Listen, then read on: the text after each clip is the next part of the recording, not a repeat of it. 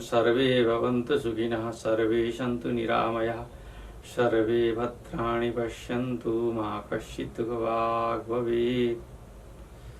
नमस्कार। देश विदेशबाट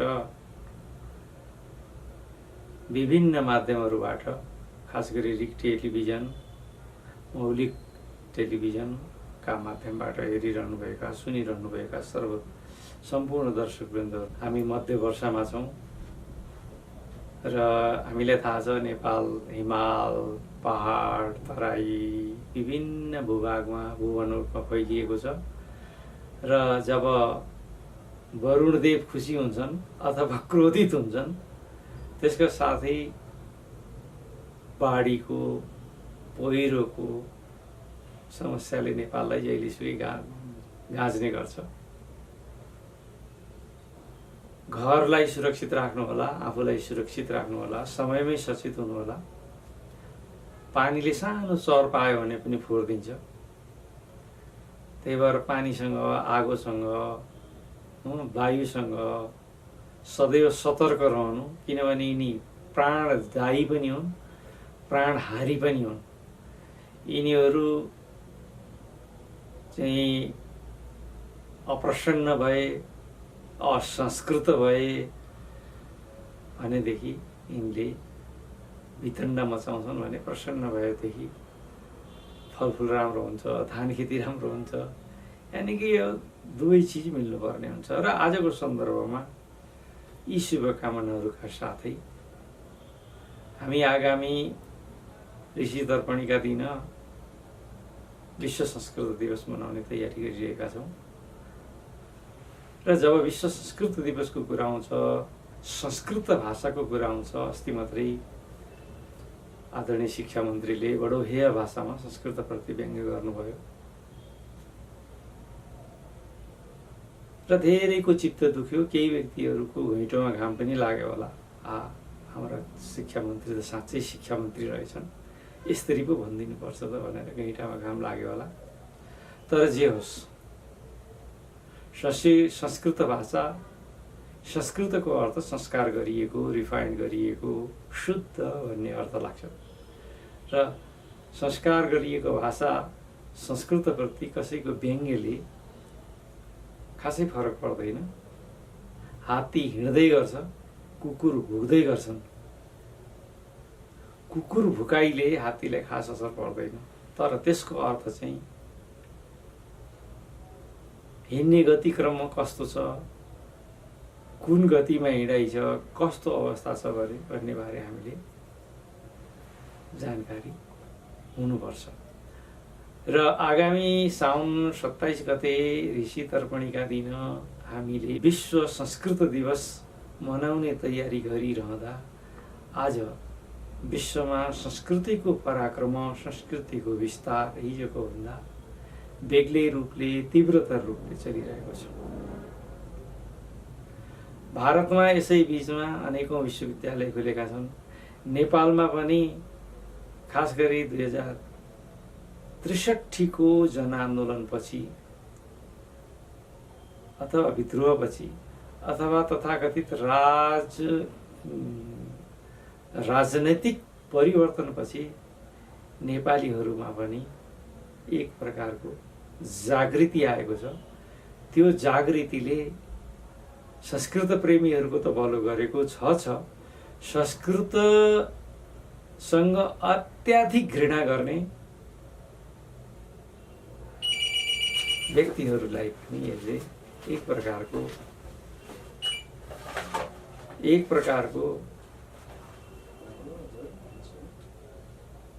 सक्रियतामा ल्याएको छ। संस्कृत सक्रियताको दर्शन हो। संस्कृतले व्यक्तिलाई सक्रिय हुन सक्रियता दिन्छ। र संस्कृतको भाषा मात्रै होइन, संस्कृत शब्दबाट संस्कार भन्छ। संस्कारको अर्थ पनि परिष्कृत गर्नु। संस्कृतबाट संस्कृति भन्छ, जसको अर्थ अभिनिर्माण हुनु। संस्कृतिको अर्थ अभिनिर्माण। संस्कार, संस्कृति, संस्कृत, संस्मृति यिनी शब्दहरू चाहिँ एक आपसमा जोडिएको। नेपाललाई चिन्नु छ भनेदेखि, नेपालीलाई चिन्नु छ भने हामीले संस्कृत भाषा र संस्कृतिबाट विकसित भएका संस्कार तथा संस्कृतिहरूका बारेमा तीव्र समालोचनात्मक दृष्टिकोण राख्नुपर्छ र यिनीहरूका बारेमा जानकारी लिनुपर्दछ। हाम्रा 16 संस्कार छन्। 16 संस्कारहरूको एउटा एउटा जुन संस्कारको पाइलाहरू छन्, स्टेपहरू छन्, तिनीहरू संस्कृतका अङ्गहरू र त्यहाँ भाषाका माध्यमबाट संस्कारित भएर व्यक्ति संस्कृतिको निर्माता पुग्छ र संस्कृतिबाट सभ्यता बन्दछ।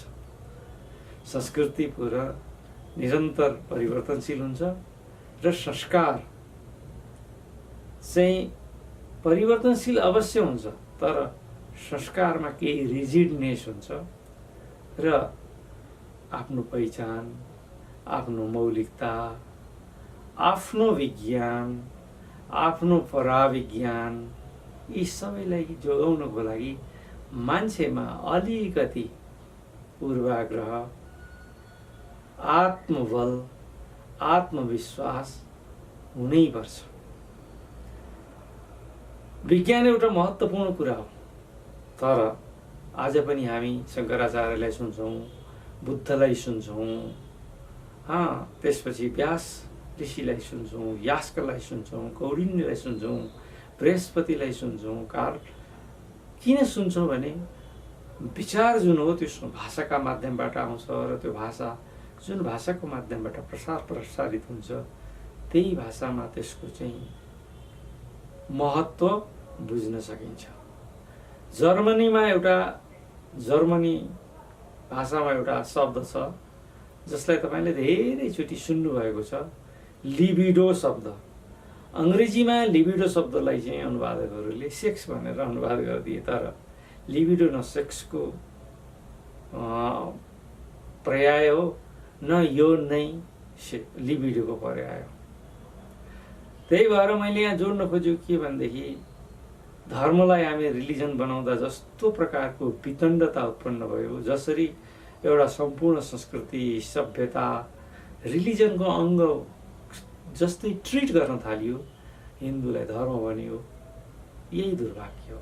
लिबिडोलाई सेक्स भन्नु पनि जर्मनीहरूले जहिलेसुकै यो दुर्भाग्य, यो भएन भनेर भन्छन्। कर्मलाई एक्सन भन्नु पनि दुर्भाग्य हो।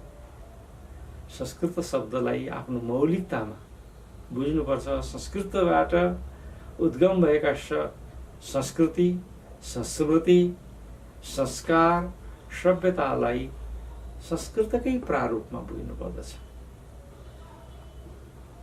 आजभोलि धेरै जसोको कुरा कस्तो आउँछ भने संस्कृत कर्मकाण्डको भाषा हो, संस्कृत पढेर टपरै भइन्छ।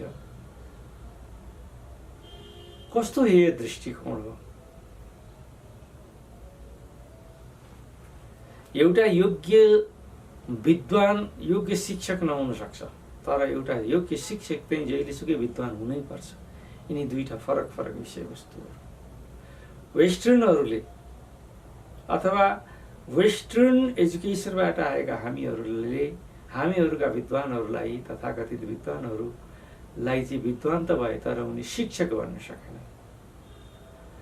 शिक्षक बन्न सकेनन्, फलत हाम्रो समाजले आफ्नो मौलिकतातिर फर्कन इच्छा गरिरहेका छन् भने हाम्रा विद्वानहरूले जबरजस्ती तानेर घिच्याएर धर्मलाई रिलिजन भन, लिबिडोलाई सेक्स भन, कर्मलाई एक्सन भन,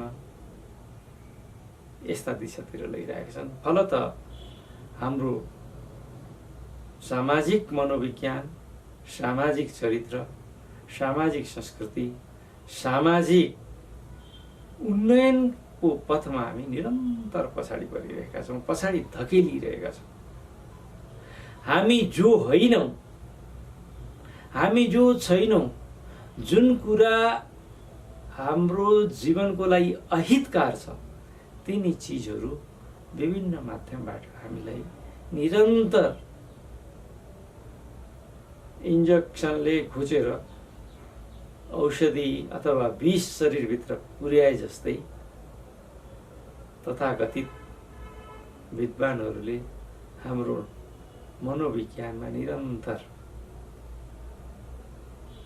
हजारौं किलोमिटर टाढा रहेको अर्को सभ्यताले विकसित गरेका संस्कृतिहरूलाई इन्जेक्ट गरेर हामीलाई रुग्ण गरिँदैछ, बिराम गरिँदैछ। र यो बिरामीबाट मुक्त हुने, यो बिरामीबाट चाहिँ उन्मुक्त हुने प्रयत्न गर्ने र 100% 100% उन्मुक्त प्राप्त गर्ने र त्यो रोगबाट हामी सुरक्षित रहनको लागि गर्नुपर्ने एउटै कार्य हो, त्यो हो संस्कृत भाषा, साहित्य, कला इत्यादिहरूको संरक्षण गर्नु, आफ्ना बालबालिकालाई संस्कृत शिक्षामा उत्प्रेरित गर्नु। संस्कृत शिक्षाले कहिल्यै पनि विज्ञान नपढ, कार्ल मार्क्सलाई नपढ, कार्ल रोजरलाई नपढ, कार्ल जास्पर्सलाई नपढ, हब्सलाई नपढ, लकलाई नपढ, अब्राहम लिङ्कनलाई नपढ भनेर संस्कृत भाषाले कसैलाई पनि भन्दैन। संस्कृत भाषाले त भन्छ हृदय ज्ञान अन्न मुक्ति, तिमी जति जान्न सक्छौ जान, बुझ। र विवेकानन्दजीको बडो सुन्दर प्रसङ्ग छ। ठ्याक्क कोट प्यान्ट लाएर जानुभएको थियो अमेरिकामा र शिरमा फेटा थियो।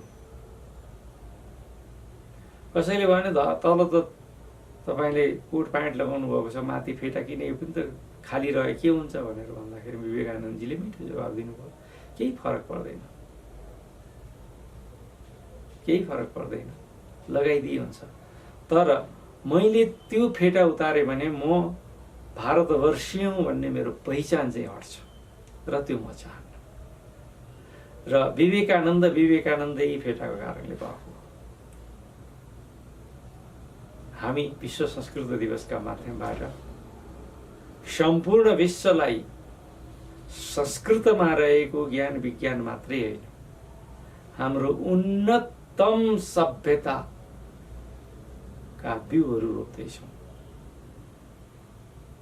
हामीले यो संसारलाई पुनश्च सर्वे भवन्तु, यो संसारको सम्पूर्ण मान्छेहरू सुखी हुन्, एकजना मान्छे पनि दुखी नहोस्, सबैको भद्र होस् र सबै मिलेर भोजन गरून्, सबै मिलेर ज्ञान विज्ञानमा प्रगति गरून्, एक अर्कालाई प्रगति गरून् भन्ने विशुद्ध बिउहरू रोप्ने प्रयत्न गर्दैछौँ। यसपटक पनि आगामी साउन श्रावण 27 गते ऋषि तर्पणीका दिन हामी विश्व संस्कृत दिवस मनाउने छौँ।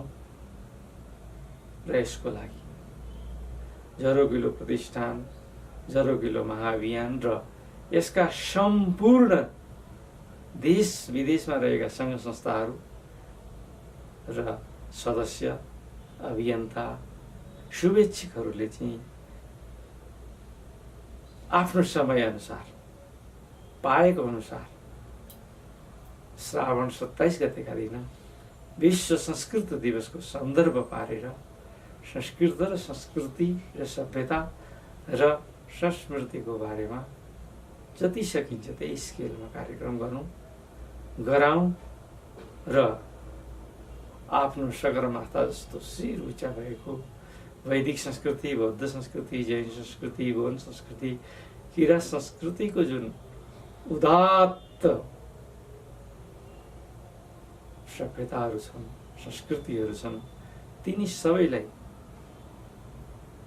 हामीले वैश्विक बनाऊ, यति आह्वान गर्दै पुनश्च डेट मिति 2069 श्रावण 27 गतेका दिन 79 क्षमा गर्नुहोस् 79 का दिन यही आगामी श्रावण मिति फेरि 27 गते मिति फेरि भन्दैन, म यसलाई एडिट गर्छु। 27 गते तपाईहरू लाई चाहिँ आफ्नो ठाउँबाट विभिन्न प्रविधिहरूको प्रयोग गरेर कसैले फेसबुकमा टच्च लेखिदिन सक्नुहुन्छ, एउटा श्लोक लेखेर हालिदिनुहोस्, त्यसको अर्थ दिनुहोस्। आउँदैन भने कहीँबाट गीताको अथवा अन्य कुनैको भागबाट सार्नुहोस्, टच गरिदिनुहोस्। संस्कृत दिवस, विश्व संस्कृत दिवस मनाऊ भनेर लेख्नुहोस्। कसैले युट्युबमा बोलिदिनुहोस्, कसैले फेसबुकमा बोलिदिनुहोस्, कसैले चाहिँ टेलिभिजन नजिकै छन् भनेदेखि आफ्नो स्रोतलाई प्रयोग गरौँ, जुमको माध्यमलाई प्रयोग गरौँ, गुगल मिटको माध्यमलाई प्रयोग गरौँ।